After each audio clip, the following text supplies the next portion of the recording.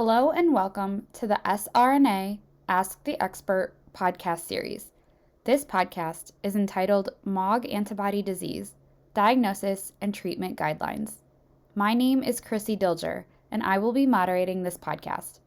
SRNA is a nonprofit focused on support, education, and research of rare neuroimmune disorders. You can learn more about us on our website at wearesrna.org. Our 2021 Ask the Expert podcast series is sponsored in part by Alexion AstraZeneca Rare Disease, Genentech, and Horizon Therapeutics.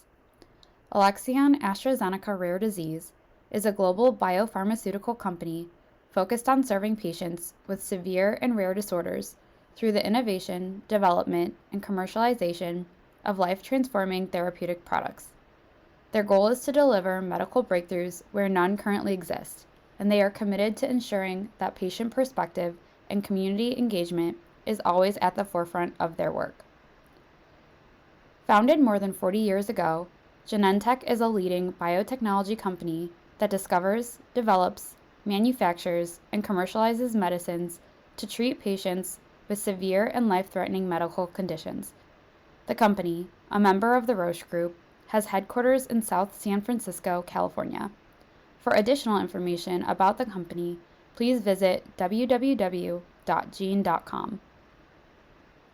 Horizon is focused on the discovery, development, and commercialization of medicines that address critical needs for people impacted by rare, autoimmune, and severe inflammatory diseases. They apply scientific expertise and courage to bring clinically meaningful therapies to patients. Horizon believes science and compassion must work together to transform lives. For today's podcast, we are pleased to be joined by Dr. Eoin Flanagan and Dr. Rohini Samudralwar. Dr. Eoin Flanagan is a professor of neurology and consultant in the departments of neurology and laboratory medicine and pathology at the Mayo Clinic in Rochester, Minnesota. He completed his medical school training at University College Dublin in Ireland in 2005. He did a medical residency in Ireland and then completed neurology residency fellowships in neuroimmunology and a master's in clinical and translational science at Mayo Clinic. He works in the autoimmune neurology and multiple sclerosis clinics and the neuroimmunology laboratory at the Mayo Clinic.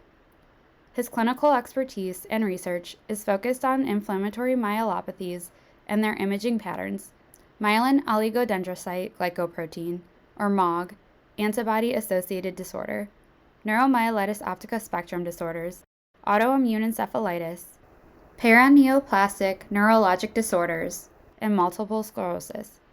He is principal investigator on an NIH R01 grant studying MOG antibody-associated disorder.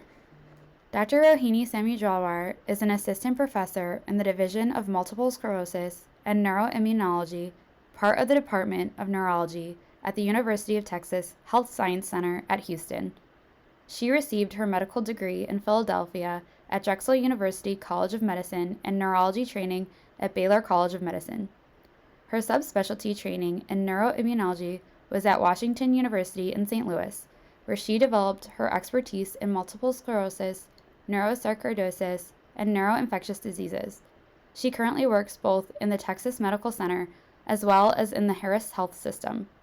Her clinical efforts extend to all forms of neuroimmunological diseases and has a special interest in neurosarcoidosis.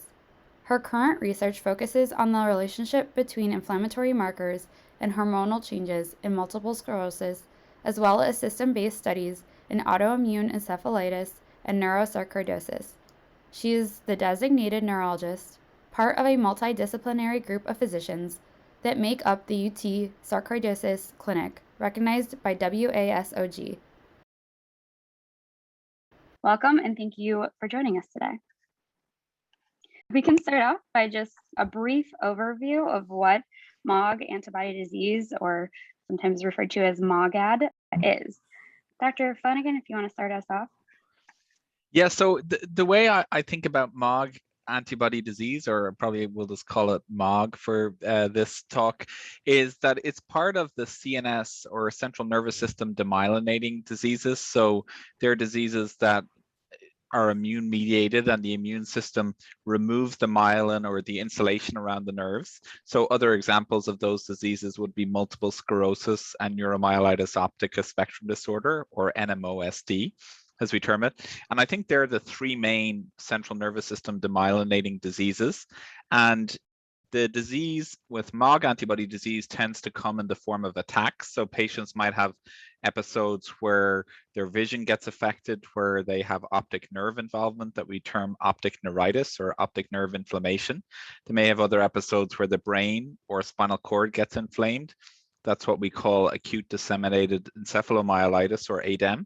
Or they might have other episodes where just the spinal cord is involved with inflammation that we call transverse myelitis. So that's the way it tends to come with these episodes or attacks. And then, our goal is, when those attacks come, is to treat them, and then also to try and prevent those attacks in patients who have relapsing disease. Thank you so much. That's a great overview. Our next question is, what are the signs and symptoms of MOGAD in the acute stage? Dr. Rohini? Yeah, I think Dr. Flanagan mentioned a little bit of this. What makes it so challenging is that a lot of the symptoms can be similar to our other diseases like multiple sclerosis and neuromyelitis optica syndrome. Many times adults mainly will have involvement of their optic nerve, so can present with an optic neuritis. Many times can also involve both eyes at the same time. Also a transverse myelitis, where you have inflammation of the spinal cord, or a presentation called ADEM, which is an acronym that essentially can cause inflammation in more of the cortical areas or the higher level areas in the brain itself. So that can present with weakness, sometimes confusion. Many times in children, we'll have this sort of presentation focusing on specifically the brain. Great, thank you. And Dr. Flanagan, this is a question we do get a lot, and I know it might be kind of an ambiguous answer, but what is considered the cause of MOGAD? Yeah, that's a good question. And unfortunately, we don't know really the full cause. What we do know is that sometimes, very rarely, or sometimes it can be triggered by infections. So a lot of patients will report that they have a prodrome, or just before they develop their neurologic symptoms, they might have a flu-like illness or a diarrheal illness or some sort of illness. And very, very rarely we've seen vaccinations as a potential trigger. But really, we don't know the exact cause of this disease. Just like with multiple sclerosis and NMOSD, we know that the MOG antibody seems to be quite important in it, but we really don't know what triggers it in the first place. And I think that's something we need to study more and see if there are genetic causes or risks there and other things. But it's early in the stage of our understanding of MOG antibody disease, so we're not fully sure at this time. Thank you. And Dr. Samudralwar, what are the demographics for people who have MOG antibody disease? For example, is it more likely to occur in children rather than adults, or in a certain demographic? Well, MOG antibody disease is an autoimmune condition. So like many autoimmune conditions, it can affect women more than men. The numbers right now are quite small, and I think we need more dedicated large scale studies to better understand the true demographics of this disease. And we tend to see it more in Caucasian, perhaps more female more than men. And then we used to think it was a disease that was primarily in children, actually, but have come to realize that it can very much affect adults as well. And that's truly a benefit from all the testing that we have available now. Great, thank you. Our next question is, how is MOGAD diagnosed, i.e. the diagnostic tests used, clinical characteristics, etc.? Dr. Flanagan? Yes, so the way we diagnose MOG antibody disease is based on the patient's symptoms and signs, and an MRI scan or imaging of the brain plays an important role. So we usually look at that and see if it looks like this demyelinating disease and the particular features that might look like MOG antibody disease. And then the second component, in addition to how the patient's symptoms and signs are when the neurologist examines them or ophthalmologist, and then what the MRI looks like. And then the third component is the antibody test. So this is best tested in blood, and the MOG antibody is a very reliable test, really a good test. And we look at those findings and put them all together. We'll talk a little bit later. Sometimes the MOG antibody seems to be a little bit sticky. So sometimes people will have a low level of MOG antibody where they might have another cause for their symptoms. So we can perhaps come back to that later. But that's how we diagnose it, based on the symptoms and the findings on examination, the MRI findings, and the antibody test. Great, thank you. And Dr. Samudralwar, how is MOG antibody disease differentiated from neuromyelitis optica spectrum disorder, and especially in people who are negative for both antibodies? Yeah, I mean, at the more superficial level, it's really the testing that helps differentiate. But as far as the symptoms are concerned, even then there can be a lot of overlap. So as I mentioned before, both entities can have optic neuritis, many times involving both eyes at the same time, can also present with a transverse myelitis. But what's interesting about MOG antibody disease is that we can see more involvement of the brain, less so in NMO spectrum disorder. And so many times we rely on the clinical symptoms in that way and the MRI distribution to help differentiate, especially when the patients might be seronegative. The other way that we can help is also looking at other subtle clues. So for example, MOG antibody overall may tend to be more steroid responsive than something like NMO spectrum disorder, which many times can actually require the use of additional therapy like plasmapheresis.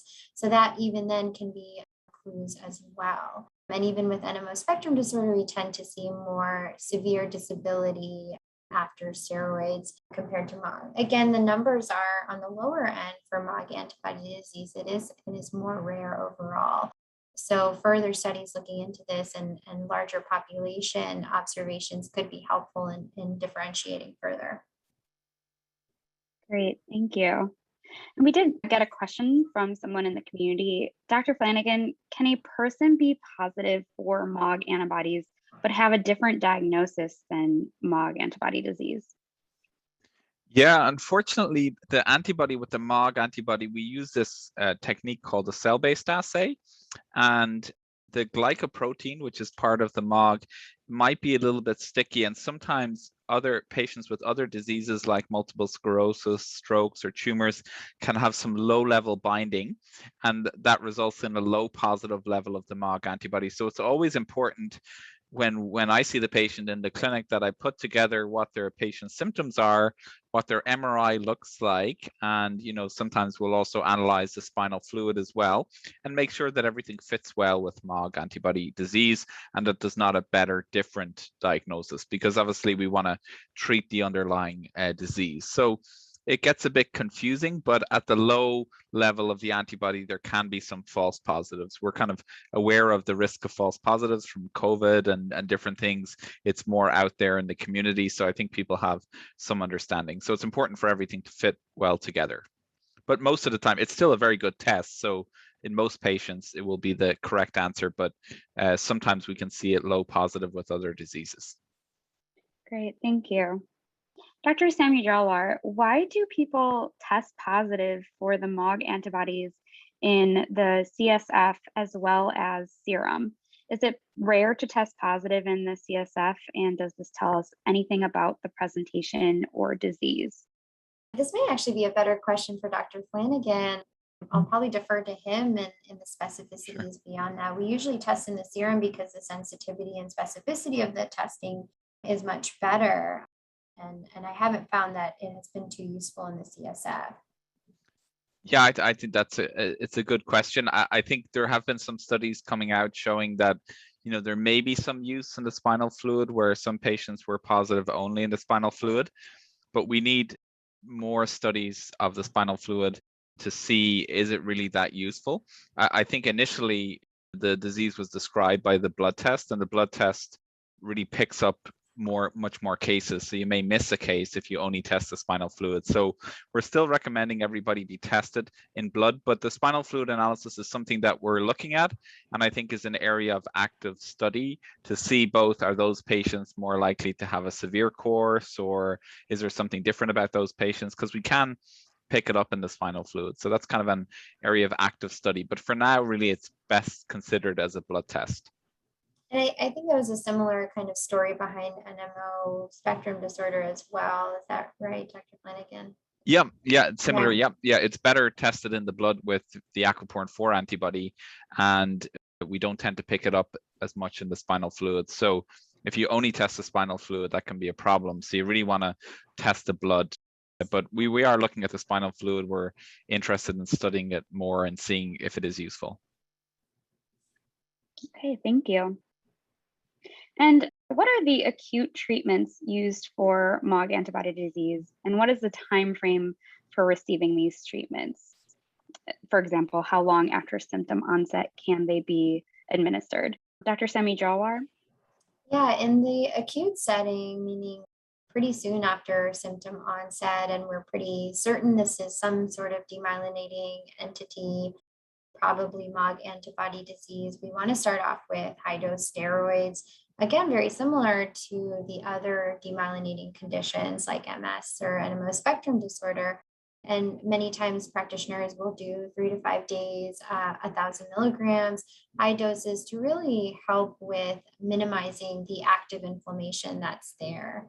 And like any other disease, it's important to treat as soon as you have an understanding that this might be a MOG antibody disease. Sometimes initially it can be tough, especially in the first 24 hours. So we want to make sure that there are symptoms that would make sense with correlating with brain or spinal cord disease, and they're constant, lasting at least 24 hours to be more certain that it would fall within this category. And then I think you also asked if there's any other treatments after this as well. So, steroids tend to be what we give in the acute setting, and rarely, but we can also use plasmapheresis, which is something that can remove any pathogenic antibodies or antibodies that are causing the problems and the symptoms that we're seeing. Usually with MOG antibody, we don't really need to rely on that so much, and steroids can be quite effective. But we think that it's a relapsing condition, and so we have to then talk about immunotherapy, ways to prevent further relapses or further symptoms of this disease down the line. Okay, great, thank you. And Dr. Flanagan, can you explain why you might use one treatment over another, or why some people might receive multiple treatments and others only receive one? Also, are there any side effects for any of the treatments or risk factors one should be aware of? Yeah, so that's a good question and covers a number of different things. So firstly, the way we think about treatment is treatment of the attack, of the acute attack. And as Dr. Samudralwar mentioned, that the steroids are really the mainstay of treatment. Steroids can cause some side effects because we give pretty high doses. So sometimes in elderly patients, they can develop some confusion. Sometimes people have a hard time sleeping for those few days when they take the steroids. And if the steroids don't work, or if the patient is not fully recovered, sometimes we'll use plasma exchange. The plasma exchange is a treatment where we put a line into the neck oftentimes, and we remove all of the antibodies in the system, in the body.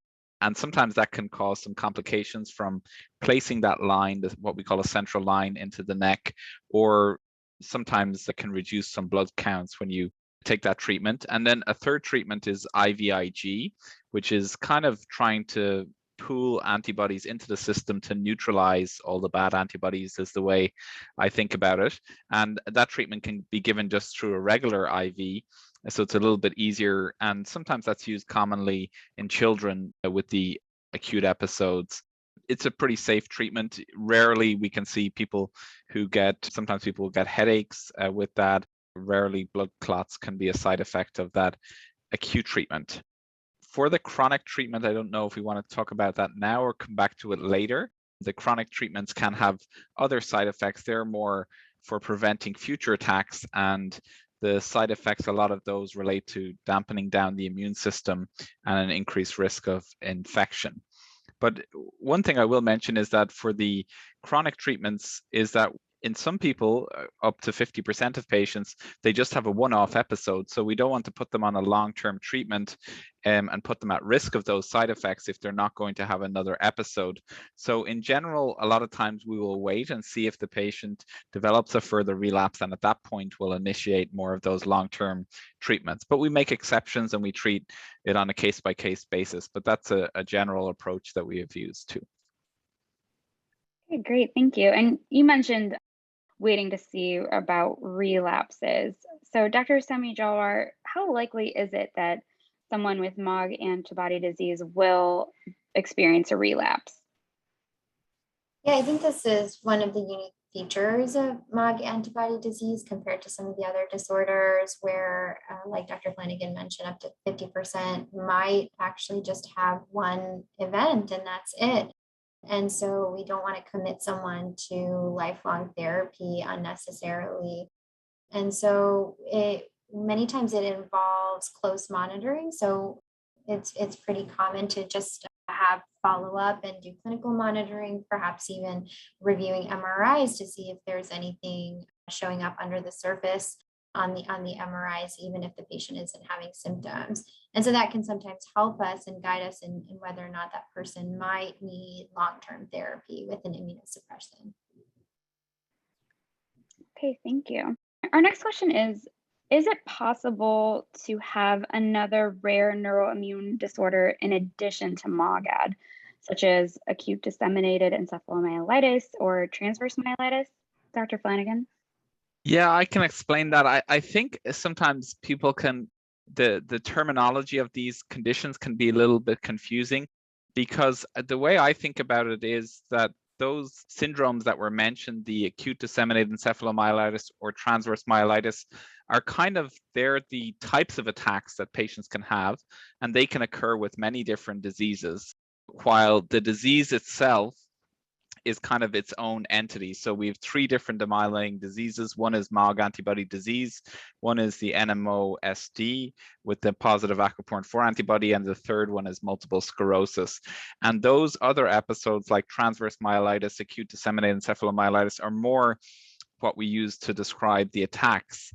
But sometimes patients will receive a diagnosis of ADEM or acute disseminated encephalomyelitis or transverse myelitis, and when we test for all those antibodies, everything is negative and they're left with that diagnosis. But if the MOG antibody comes back positive, then we would move those patients and describe them as now having MOG antibody disease. Or if the aquaporin 4 antibody was positive, then they would move to having the aquaporin 4 antibody positive neuromyelitis optica spectrum disorder. So it can get a little bit confusing, but once you have the MOG antibody, you're really into the MOG antibody disease. And if you're negative for all the antibodies, then we really can't categorize you as having the antibody positive disease. So it's a little bit confusing, some of the terminology, but hopefully that clarifies a little bit. It does. Thank you. Dr. Samudralwar, what does the recovery process involve following a MOGAD diagnosis? Do people typically fully recover, or can there be lasting damage? Also, is there a difference in prognosis for children who are diagnosed versus adults? Yeah, the recovery process might be variable, and it depends on a couple of factors. One is how soon someone might be able to get therapy, an effective dose of steroids or plasmapheresis or IVIG that was mentioned before. The sooner therapy can be started in general tends to portend better recovery as well, and hopefully minimize any permanent damage. The other factor is what areas of the brain might be involved. So, for example, if you develop inflammation from MOGAD in an area of the brain that has a lot of redundant or backup pathways, many times you can have minimal symptoms to no symptoms. Whereas if it's somewhere in the spinal cord where we call it's part of some of what we call eloquent structures, there's not too many backup pathways. So you can have pretty severe and debilitating symptoms from that. And again, recovery will many times depend on how long you've had the symptoms and how quickly you can start therapy with the acute treatments. And then as far as the differences in children versus adults, there were a couple studies in the past few years that looked into this. And it seems that although at onset, disability might be about the same in children and adults, later on down the line, it seems like children do tend to have a more substantial recovery. We see this in many different diseases. Children tend to be more resilient in that way. We hear terms like neuroplasticity and things like that, and that might play a role here in their recovery versus adults. But at the same time, the importance of starting treatment as soon as one has a relapse or symptoms still is very, very important, whether they're children or adults. I might make a quick comment as well, just to mention that with multiple sclerosis, we can sometimes see this delayed, slow, gradual progression that we call secondary progressive disease. And we don't tend to see that with the MOG antibodies. So they tend to have a better long-term outcome in that way.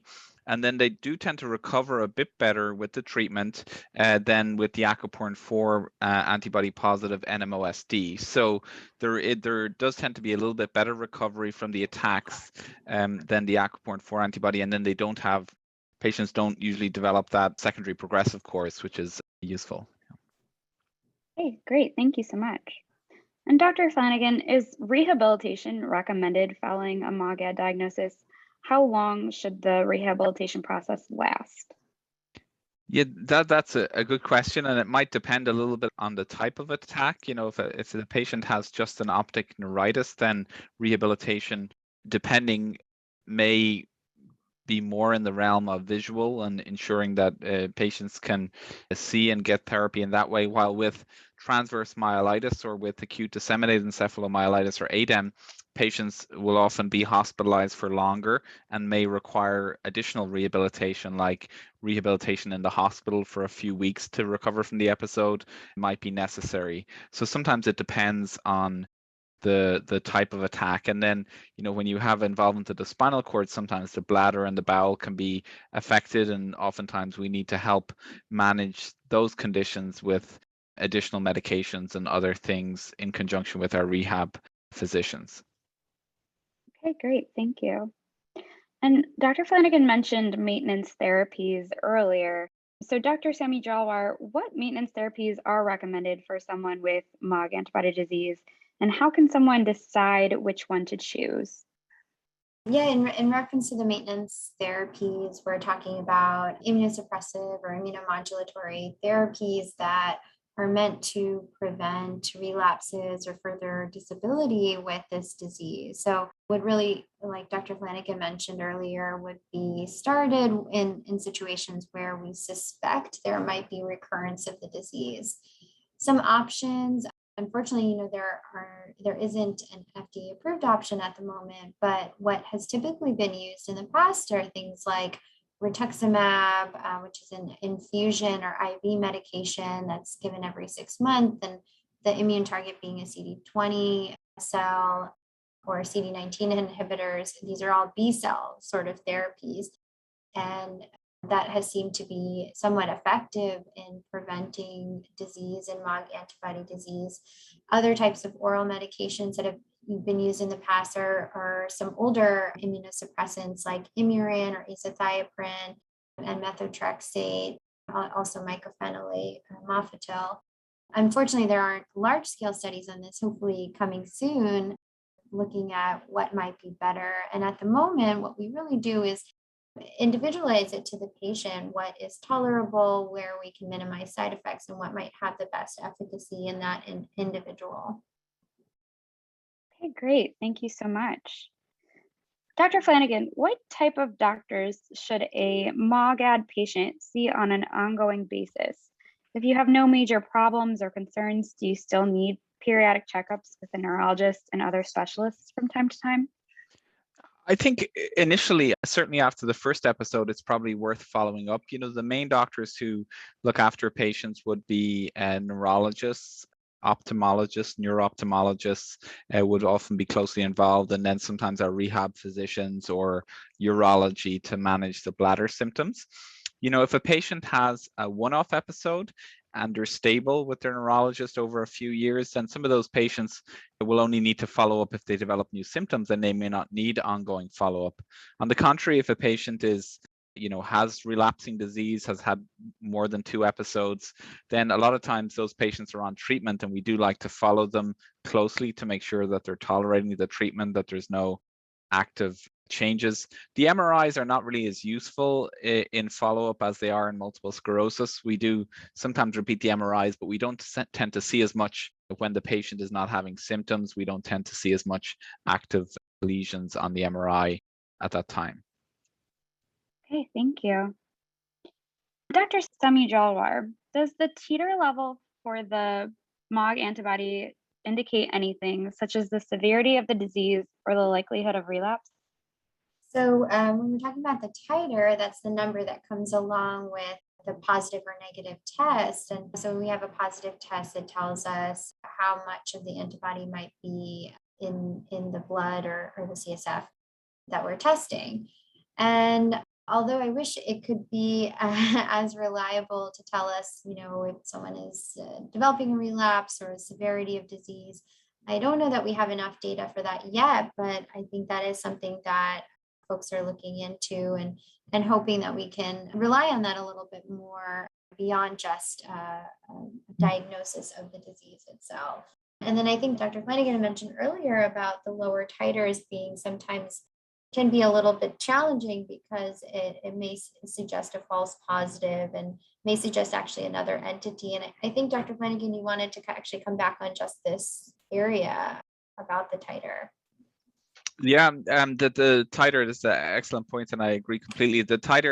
When the titer is very high, it does give you a lot more confidence in the diagnosis. So we can generally be much surer at higher titers. When the titer is low, we did a study in Mayo Clinic, and sometimes it can be as low as a 50-50 chance that you really truly have MOGAD disease. The problem is if we were to raise our cutoff a little bit higher, then we would miss a lot of patients who really have MOGAD. So you really want your a neurologist who's clued in, who maybe has experience with MS, to be able to be sure you have the right diagnosis. And when the antibody is high, then it gives you more confidence, and there is probably a little bit higher risk of relapse. We tend to follow the patients, though, more from how they're doing clinically. Are they having any attacks? Rather than sometimes we repeat the antibody test down the line, but we don't really know yet what that means, because in some patients who have a one-off episode, the antibodies go away and they never have another episode, while other patients, the antibody stays around, and they might be at higher risk if the antibody stays around of a relapse. But we mostly base our decisions around if a patient has new symptoms or new symptoms of another attack down the line. Okay, great, thanks. And as a quick follow-up question, you mentioned you may retest someone's antibody levels. Do you know how often someone should get their levels tested? There's not a definite answer for this. I think sometimes, we do that. We collect the samples to learn more. So at the moment, part of the NIH grant that I have on MOG is to follow these patients and see what happens, the level over time. But in some patients, we don't do it at all, and we just follow the patient and see how they're doing. So it's very variable. Or if they've had a long period of remission and then they come back and have a new attack, sometimes we'll repeat the antibody test. So sometimes we repeat it at 6 or 12 months. But again, most of the decisions should be based on if you're having more attacks. That's what's really the most important thing. Okay, thank you. Dr. Samudralwar, a member of our community, asked a great question. If someone was diagnosed with transverse myelitis or seronegative NMOSD, perhaps years ago before the MOG test was discovered, should they get tested for MOG antibody disease, or what are the circumstances in which they should be tested, and how would they go about doing so? Oh, that is a really good question. Yeah, our testing has improved dramatically over the years, and in fact, in the past we didn't really have this available commercially outside of research studies, and so many folks who unfortunately had transverse myelitis or optic neuritis or ADEM may have just gotten that title rather than the ultimate diagnosis of MOG antibody disease. So I would say if you had a one-off event in the past and have recovered and not since had any further disease or any other disability, it may not be quite as important to get tested for it, especially if you've been completely stable without anything else new or different in your medical condition. However, if you continue to have symptoms or hadn't recovered from that previous episode, it may be worth checking and talking to your neurologist or a neuroimmunologist or MOG specialist and discussing getting tested for this and seeing if it can give you clarity on the overarching disease, because then it might help inform whether or not you need to be on long-term therapy or not. But it would probably, like we were mentioning before, the test is really most useful when you're having active symptoms and we have the clinical symptoms to really correlate with the actual test itself. Okay, thank you. And then we did get another question from the community. Are there similarities or differences in demyelination on an MRI of an MS patient versus a MOG patient? For example, the lesion size or the number of lesions. Do active MOG lesions light up, so to speak, in a contrasted MRI in the way MS lesions can? Dr. Flanagan? Yeah, happy to answer that. So yeah, the MRI can look a little bit different with the MOG antibody. There is some overlap. So what patients will recognize is when the doctor shows them the MRI, we see kind of white spots within the brain with both disorders, but sometimes the ones with multiple sclerosis are quite round and they're kind of clearly defined. You can see the borders very nicely. With the MOG antibodies, they tend to be a bit more fluffy, or what we call ill-defined.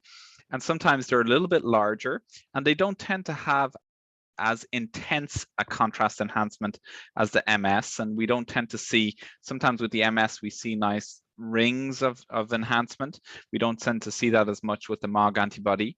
And then in the spinal cord, the lesions tend to be a little bit longer with the MOG antibody, so they often extend beyond 3 vertebral segments, which is a cutoff that we use. While with MS, they tend to be shorter. They extend about the length of 1 vertebrae of your back. And the other thing I'll mention is that, which is quite interesting and something that we've done some recent studies on, is that when you look in follow-up, when you follow up patients and you repeat the MRI down the line, a lot of the MOG antibody, those white spots go away completely.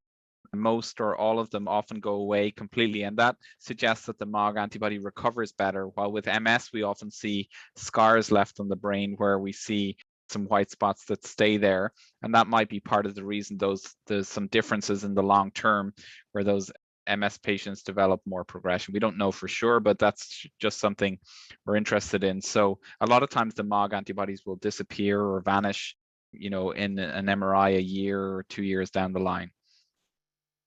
I've noticed that in my patients actually, and so I was really excited to see that study, Dr. Flanagan. It hopefully Good, yeah. suggests something really good for these MOG patients. Great, thank you so much. Yeah, that is great news. We also got a question from someone asking about a study. So if you've heard of it, there was a study, selective depletion of antigen-specific antibodies for the treatment of demyelinating disease. This person was just wondering if this was planned for commercialization and if it would possibly lead to a treatment for MOG. Dr. Samudralwar? Could you repeat that first part? What was that? So the paper is called Selective Depletion of Antigen-Specific Antibodies for the Treatment of Demyelinating Disease. And the authors created agents that selectively eliminate the antigen MOG-specific antibodies without affecting the levels of antibodies of other specificities. And this person just wants to know if this is something that's planned for commercialization or will possibly lead to a treatment for MOG. I don't know that I'm familiar with that study, but based on that description, it shows some interesting, or it sounds like something interesting that for MOG antibody disease. I'm not aware of anything getting commercialized from this aspect. I'm not sure if Dr. Flanagan might be more familiar with that. Yeah, I don't know the particular study, but I know that people are looking at, how could we deplete, how could we get kind of more targeted treatments so that we could just target the MOG antibody and not target the whole immune system and maybe have less side effects of infection. So I think that's going to be the future, that will be, but we're not there yet. I do think there's going to be some clinical trials probably coming in the next few years for medications to try and prevent attacks. So we know with the aquaporin 4 antibody that in the last 2 or 3 years, there's been 3 new proven treatments in clinical trials. So we really need to do the same thing with the MOG antibody and figure out some treatments that work for our patients. So we're very hopeful that we'll be able to bring more treatments that can work better for our patients with MOG. Okay, great. Thank you. We also got another question that came in just now. Dr. Samudralwar, what is the difference between lesions and demyelination? The lesions seem to respond to steroid treatment and may go away over time, but does demyelination disappear or reduce over time? Yeah, this is a good question. I think sometimes as physicians or folks in the medical community, we tend to use words interchangeably and maybe could spend more time explaining it a little bit. When we refer to lesions and demyelination, we're many times actually saying the same thing. Lesions are usually when we mention that, we're mentioning the inflammation that we're seeing in the brain or spinal cord on the MRI.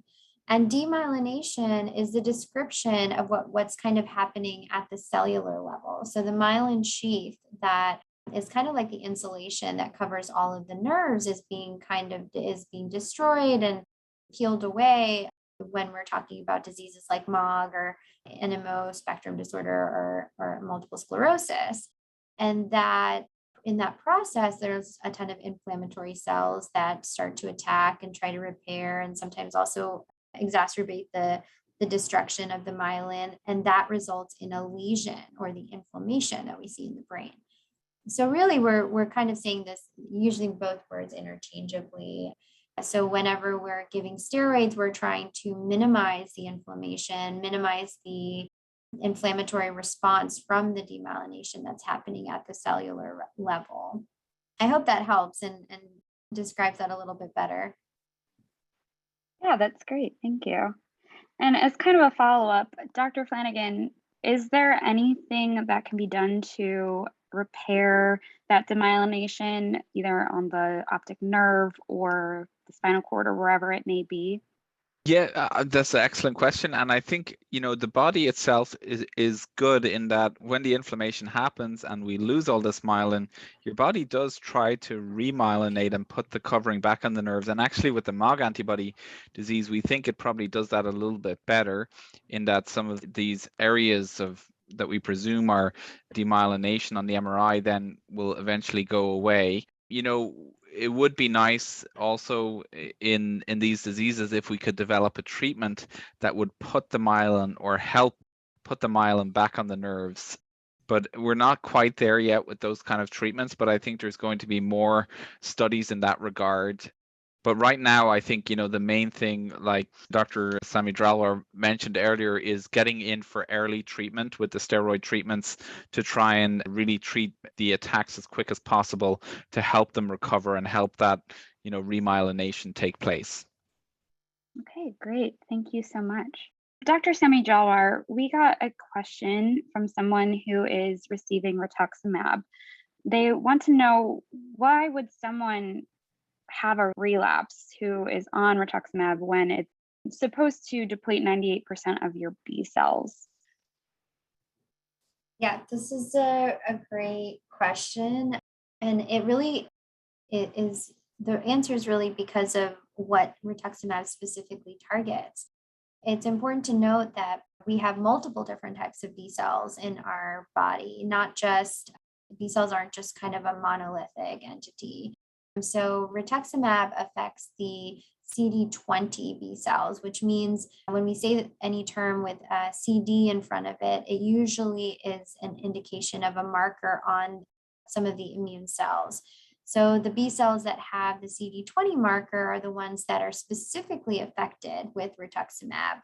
However, there's several other types of B cells that have different CD markers that are not necessarily affected with rituximab and therefore may still be able to cause some trouble, resulting in relapses. So although it can be quite effective and quite helpful in MOG antibody disease and other conditions, it's not going to be perfect because it's not fully affecting every single cell that might be causing trouble in the brain or spinal cord.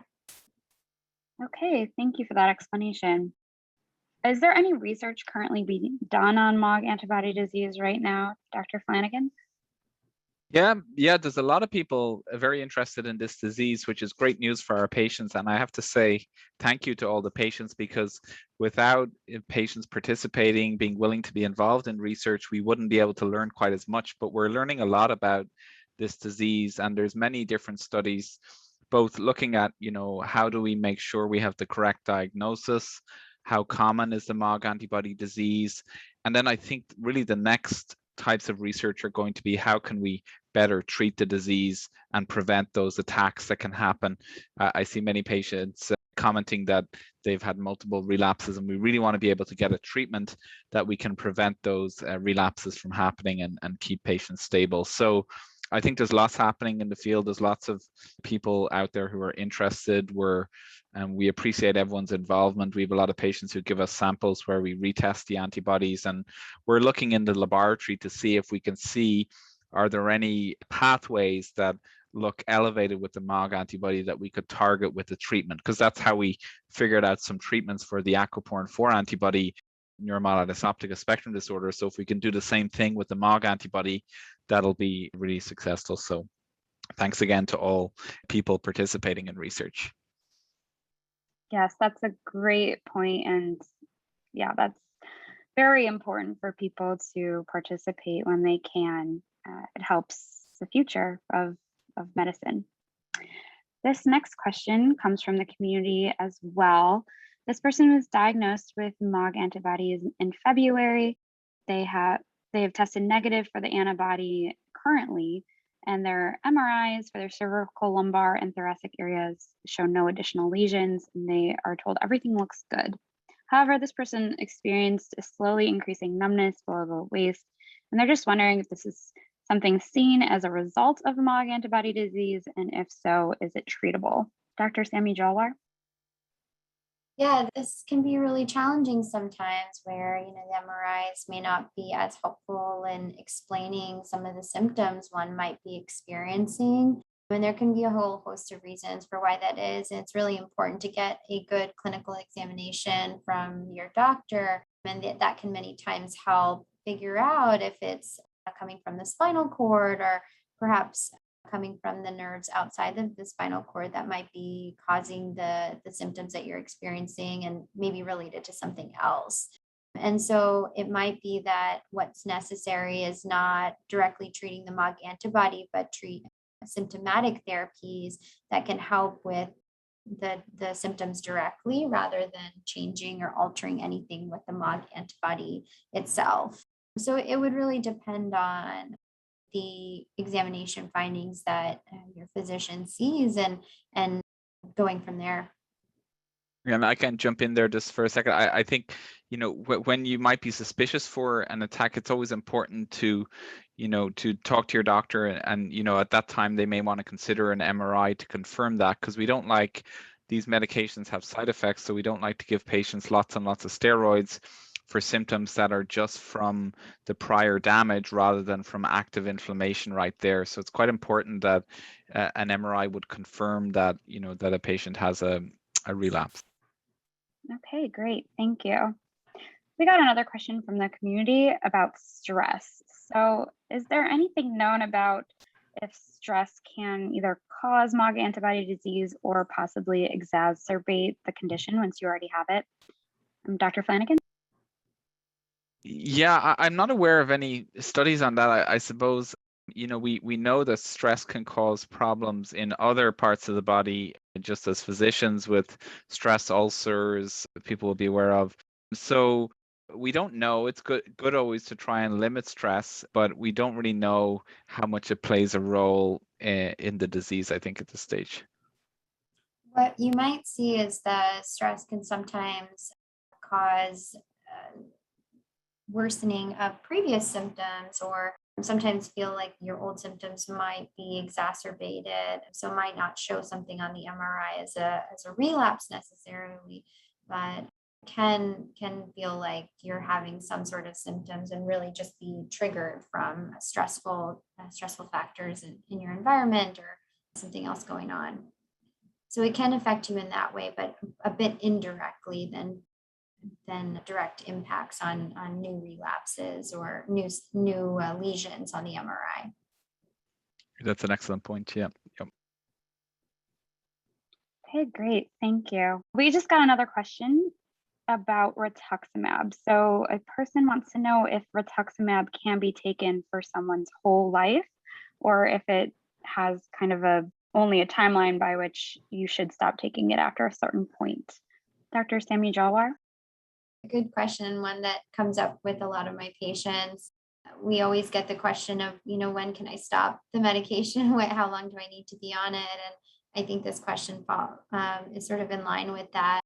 And we don't really have end dates for many of these medications. I think that might be a bit practitioner dependent, or perhaps even dependent on the symptomatology of the individual. So ideally, we don't want to commit someone for lifelong therapy unnecessarily, all the more reason to be absolutely sure about the diagnosis. But as far as we can tell, long-term therapy when it's necessary is helpful, and we do our best to minimize any side effects through regular blood checks and examinations and MRIs. But I don't know that we have enough data to look at a full lifespan in several different people to know ultimately what might happen with medications like rituximab. Okay, great. Thank you. We also got a question from the community. Do you know what causes fatigue in these disorders? And even when you're not having a relapse or an episode, so to speak, the fatigue still seems to be there. Dr. Flanagan? Yeah, we don't know. That can be common, particularly actually with multiple sclerosis, where it's most common, and we don't really have a good understanding why that is. It might be, from that background ongoing inflammation that just at a low level, contributes to people being fatigued. We see it probably, I would say, less with the MOG antibody disease than we do with multiple sclerosis, but it can be an issue for patients. And sometimes, having a timed nap, or sometimes we can use some medications that can help increase energy, or, we do recommend people exercise if they can to try and build up their stamina and fitness. And sometimes that can help too. Great, thank you. We're almost at the end of our time, but we did get one more question. Dr. Samudralwar, this person wants to know if they keep getting a belly button infection and are on Actemra. Is there anything they can do? This person says that they've tried some meds and they have all failed so far. I'm sorry.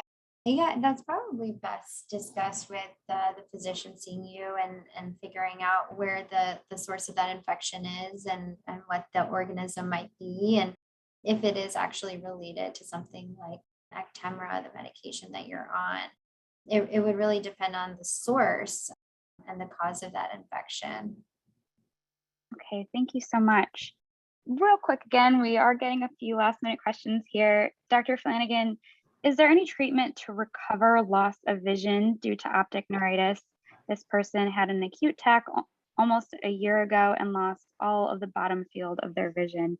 Just wants to know if there's anything they can do. Yeah, I don't think at this point it's just about still waiting and seeing. Sometimes people can recover beyond 1 year. Most of the recovery happens in the weeks and months after the episode. The important things really are to be on the lookout and to try and get early treatment when you do have the attack, because early on is when it can be most reversible, and that steroid treatment can be quite important. And I know Dr. Chen, one of our ophthalmologists here at Mayo Clinic, has a a study looking at what he calls steroid in the pocket, which is getting patients to have steroids at home. And if they did develop an episode of optic neuritis, they're not able to get in to see the doctor, that they could consider having some on hand to get them treated as early as possible, and looking to see if that might be useful. So earlier treatment better. It's a little bit difficult beyond 1 year. There's not much else we can do at that point other than watch and wait and hope that we still get some ongoing improvement. Great, thank you so much. We are close to the end of our time here. I just wanted to give both of you the opportunity to add any last minute thoughts. If you have any, Dr. Flanagan, if you'd like to go first, anything we didn't cover that you'd like to mention? No, I'd just like to, thank everyone out there with MOG antibody disease. We really appreciate, all our patients. That's where we learn the most from patients reviewing their MRIs, them telling us their stories and, their involvement in research. And I'm really hopeful for the future that we can develop more treatments to help patients along the way. So just a final thanks to everybody. Yeah, thank you so much for having us. And I have to echo a lot of the same sentiments. I think it's a privilege to be able to treat folks with rare conditions and have them trust us, knowing that we're sort of learning about these diseases together. So really, really grateful to our patient population. Thank you. Thank you both so much. We really appreciate your time, and I'm excited to be able to offer this resource to our community because I think it's really important. Thank you. Thanks again. Thanks, everybody.